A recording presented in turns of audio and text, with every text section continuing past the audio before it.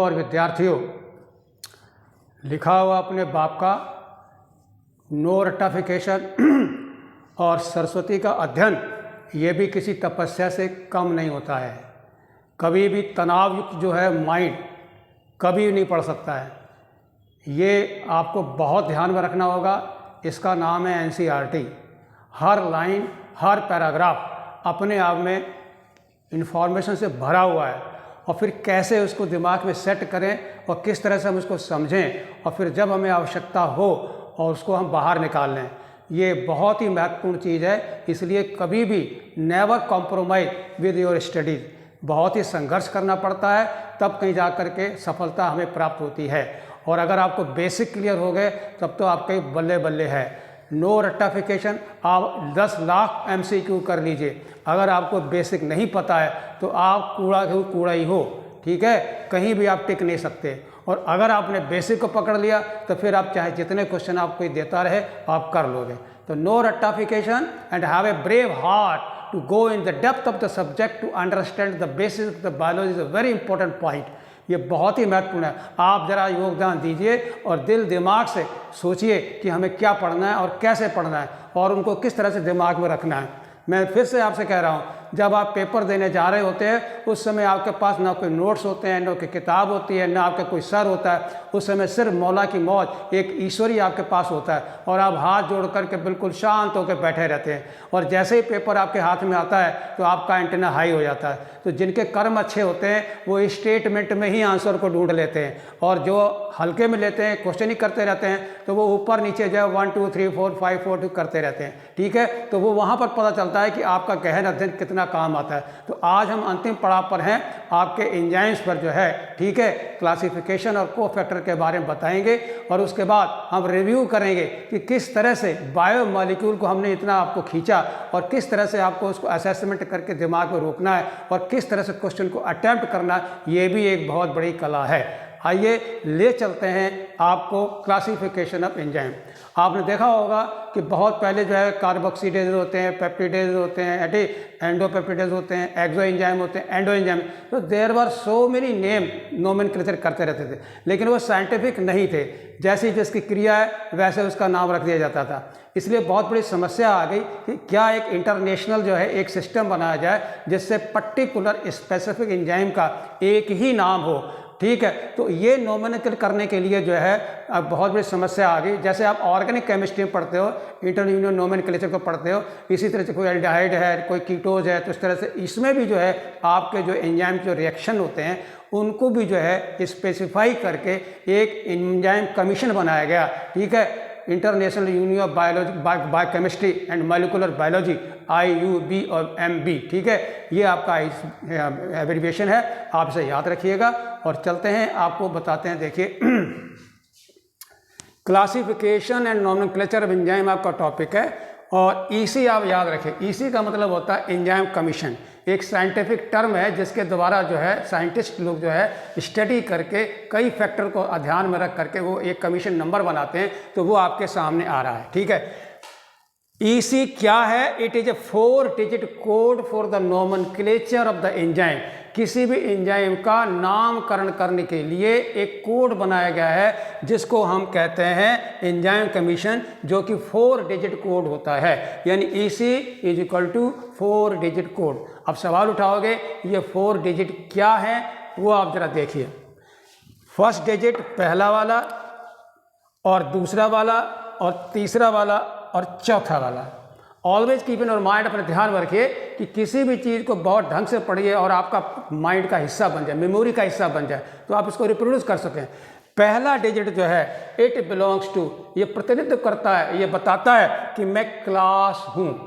आगे क्वेश्चन आएगा कितनी क्लासेस हैं, तो पहला डिजिट जो क्लास के लिए है। दूसरा जो सेकंड डिजिट है वो आपका सब क्लास के लिए है। ठीक है, याद रखिए सब क्लास। और यानी कोई एक क्लास है तो उस क्लास के अंदर भी कई सारे टुकड़े हो सकते हैं। सेकंड जो खाना है वो आपके 4 से लेकर के 13 तक के जो है सेगमेंट उसमें हो सकते हैं। तो इस तरह से उसमें टाइप ऑफ रिएक्शन आपको बताया जाएगा। यानी सेकंड डिजिट सब क्लास को बिलोंग करता है, जो 4 से 13 तक हो सकते हैं, और ये शो करता है टाइप ऑफ रिएक्शन। इतनी गाढ़ी किताब है एनसीईआरटी की, भगवान बस आप सोच लीजिए। डमरू बजाना आसान है, बेसिक बताना बहुत ही कठिन है। ये क्लास 6 है मेजर क्लासेस, सब क्लास दूसरा है सेकंड डिजिट।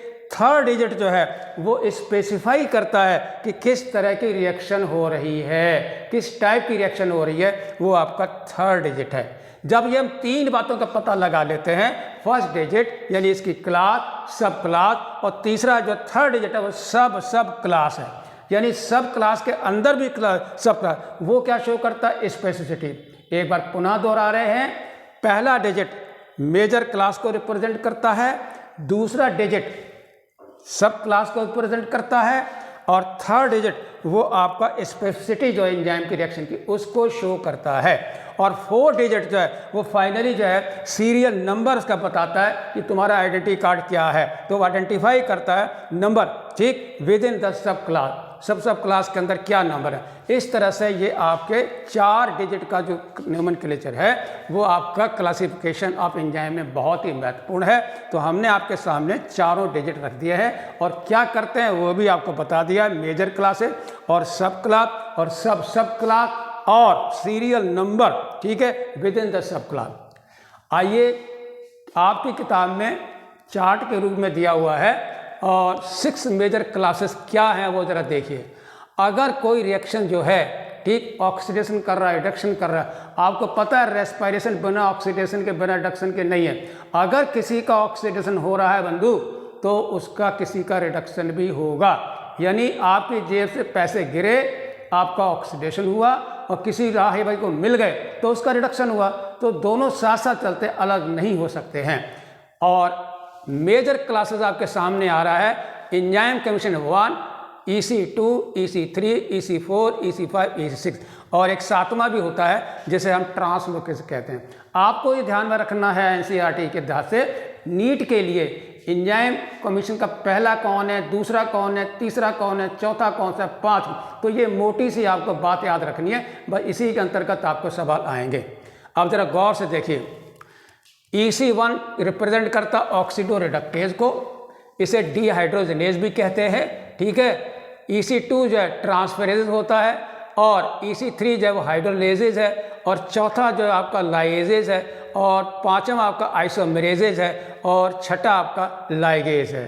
यानी अगर आपको सिंथेसिस करनी है, जैसे DNA लाइगेज वो जोड़ता है, ठीक है। अगर किसी ग्रुप को आपको एक ग्रुप से दूसरे में ट्रांसफ़र करना है, ठीक है, तो वो क्या, आइसोमरेज, मॉलिक्यूलर फॉर्मूला सेम है लेकिन ग्रुप बदल रहा है, आइसोमरेज। इसी तरह अगर किसी को तोड़ना है बिना पानी के तो उसको लाइसेज कहते हैं। अगर उसकी स्प्लिटिंग हो रही है पानी की हेल्प से तो उसको कहते हैं हाइड्रोलाइसिस। जैसे बंधुवर, आपके जितने भी डाइजेस्टिव एंजाइम हैं वो सारे हाइड्रोलाइसिस हैं। याद रखिए, कार्बोहाइड्रेट का आपको हाइड्रोलाइसिस करना है, प्रोटीन का हाइड्रोलाइसिस करना है, न्यूक्लिक एसिड का हाइड्रोलाइसिस करना है, तो सारे डाइजेस्टिव एंजाइम जो हैं वो सारे हाइड्रोलाइसिस हैं। ट्रांसफ़र वाले देखिए, किसी ग्रुप को ट्रांसफ़र करना है आपको, ठीक, तो वो आपके ट्रांसफरेजेस हो जाते हैं। और ऑक्सीजन रिडक्शन मैंने आपको बताया, रेस्पिरेशन के जितने एंजाइम है, ग्लाइकोलिसिस के, क्रेब्स साइकिल के, they all represent oxido reductase, ठीक है। तो इस तरह से आपको ये 6 और 7वां ट्रांसलोकेज वाला है, ठीक है। एग्जाम्पल के तौर पर आपके सामने हमने एक लिया, सपोज करिए किसी एंजाइम का 1 1 1 1 4 बार 1 रिप्रेजेंट किया, ठीक है। ये 4 डिजिट है, and each digit represent a specific character. वो जरा देखिए, पहला डिजिट 1 1 1 देखिए, फर्स्ट डिजिट इसका क्या, ये मेन क्लास है क्या, ऑक्सीडो रिडक्टेज कहिए या डिहाइड्रोजनेज कहिए, ठीक। तो आपके पहली कैटेगरी जो है वो आपकी ये वाली हो गई। इसी के अंदर सेकंड डिजिट जो है वो सब क्लासेस की पहली है, वो क्या है, एक्टोन एथिल ग्रुप, ठीक है। आपको याद होगा पायरुविक एसिड से हम एथेनॉल बनाते हैं, तो पायरुविक एसिड डीकार्बोक्सिलेज, और फिर उसके ऊपर क्या करते हैं, एथिल डिहाइड्रोजनेज, वो आपका अल्कोहल बनाता है, यानी हाइड्रोजन एटम तोड़ करके कार्बोक्सिल पर लगते हैं, अल्कोहल बनता है। तो वो आपका एग्जाम्पल हो गया alcoholic group, primary alcoholic group पर अटैक करता है। और इसमें भी सब क्लास में भी एक तीसरी चीज है, सब क्लास है, वो क्या, एनिटिव। बंधुवर, आपने अल्कोहलिक ग्रुप को तोड़ा, मान लिया तोड़ा, तोड़ने के बाद आप हाइड्रोजन किसको देना चाहते हैं, तो तीसरा वाला जो है वो आपका सब क्लास है, जैसे कि NAD। अगर आपने पायरुविक एसिड को NAD दिया है, NADH बनना चाहिए, और वो आपको एथिल अल्कोहल फिर 2 हाइड्रोजन दोगे, डोनेट करोगे तो डिहाइड्रोजन एंजाइम दोगे। इसलिए जो है ये क्या अल्कोहल डिहाइड्रोजनेज, ये आपका सब क्लास का सीरियल नंबर 3rd पे आ जाता है, यानी 3rd डिजिट, ठीक है, NAD और NADH। और 4th डिजिट जो है वो सीरियल नंबर है, जिसमें फाइनली आपने उसका नाम देगा बंदे भाई ये आपका अल्कोहल डिहाइड्रोजनेज है, क्योंकि ये आपका अल्कोहल को बनाएगा, ठीक है, और CO2 निकल जाएगी। इस तरह से जो है आपका ये क्वेश्चन आपका नीट का हो जाता है कि ECC11 ये किस एंजाइम को रिप्रेजेंट करता है। Your answer is alcohol dehydrogenase का, ठीक। 4 सवाल, अब 5 सवाल 6 ये भी हैं। EC 1 2 3 4 5 6 ये क्या रिप्रेजेंट करते हैं? 7th भी है ग्रुप, ट्रांसलोकेज हैं, और ये आपका मैंने 4 डिजिट बता दिए थे, और बहुत ही ध्यान से जो है इनको कंटेस्ट करिए, ठीक है। बहुत बहुत धन्यवाद। आपको ले चलेंगे हम कोफैक्टर में। Thank you very much.